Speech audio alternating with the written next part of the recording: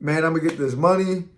I'm going to close this deal on my own. I'm going to lock it up on my own. I'm going to find this buyer on my own, and I'm going to keep the whole assignment fee to myself, is what I hear a lot of new wholesalers saying.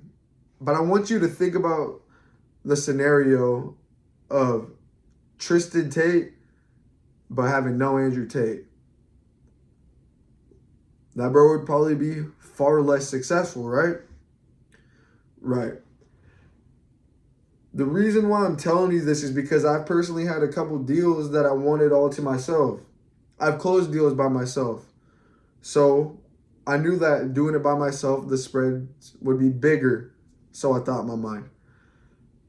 And I nurtured deals so long when I could have been locking up more. I was pushing two at the same time, and I was thinking like, oh, these are all for myself. Even though I was talking to people in the same circle, I just wanted that bag. I could have pushed both of those deals out to a couple of different people and continued to try to lock up more and could have got money from every which way. The thing is I wanted the whole pie, didn't get it when I could have split it and got at least a piece of it and still ate. People know stuff that you don't. And you got to remember that. There's people out there who might know way more buyers than you. They might know a method that they find buyers, which is better than your method. One of my boys has access to Propelio because we're marketing in a place somewhere in Texas. And he was showing me that you get basically like full MLS access on there. So check out Propelio if you're marketing in Texas. And then one of my other boys showed me this thing called Rentometer. I didn't even know what it was, but it kind of shows like the average rent in the area. Of course, you got to do your due diligence on like active rentals and such. But it helped in some deals that I'm working on currently right now. I am trying to wholesale tenant occupied properties to end buyers if the lease is assignable and I use the 1% rule and everything adds up. You know, there's money that could be on the table. I know some dudes who know seller finance now. I personally don't know how to do it. I know a bro who would push novation deals with me. He'd put the bread down if I lock him up. So having a team and working together is crucial in this because, like I said, you're going to learn something from somebody. Everybody has some type of knowledge they can bring to you no matter where you're at. If you want to learn more about wholesaling and closing your first deal, click the top link in my bio. There is a bunch of things that you could do to build a team. You can go on Discord groups. You can get a mentorship and start working with the guys in that mentorship. You could put up Facebook groups and say, hey, I'm looking for other dedicated wholesalers to work with. And then you could make them sign a contract saying they're not going to steal your leads. And you can add them to your CRM when you get one. Those bros might be in there calling when I can't, because that's what they've been doing. I got a son, and when I have my son, there's just less time I can work. But if they're in the trenches grinding it, who knows if they could lock up a deal. And in one of the markets that I have, I already got like 25 buyers there ready to buy.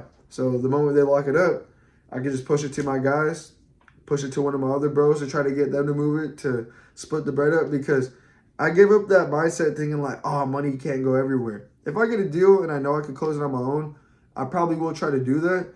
But if I have so much traction, I'm pushing them deals out. You know, I don't care. I'm JVing. If I lock up a deal somewhere where I don't got much buyers, I'm going to push it to someone and say, hey, bro, find buyers for this. You know, this is what methods I use. I know you probably got your own ways.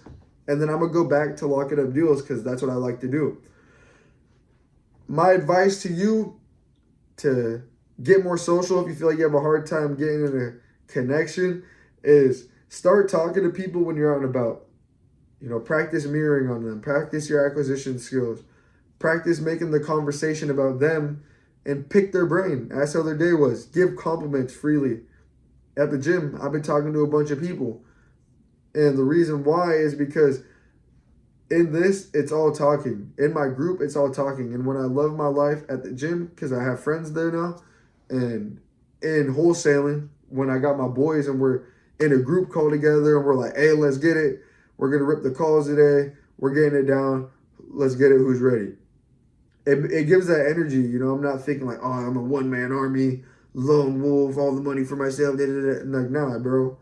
I'm getting it in with the team, and that's what all these other companies are doing. Look at all the top guys. They got a team. They got acquisitions teams, dispo teams. You know, even the dudes who say they're like solo, they might have a partner or some VAs. Like, these things don't happen on their own. Buying a mentorship and getting a mentor, you are going to be in a community or learning from someone and gaining more knowledge. The more stronger your team is, you know, you got to obviously pick and choose who's actually working, who's grinding, replace some people, get rid of dead weight, bring on new ones, and you will close more deals. You'll get more under contract. You will be having better discussions about future deals, you know, things that could be done, different ideas, and it's just a better way to execute. Personally, that's what I think.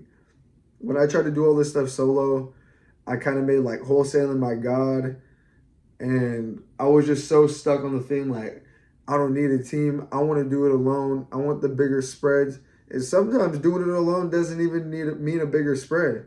You might run into a couple buyers who lowball you, and one of them gives it to you for 10K over. This bro in your market might know a serious buyer who already has a connection, and they might serve the deal for 25K, and you could have had 12 bands instead of 10. Think about it. There's enough motion around for everybody, and I think everybody needs a strong team.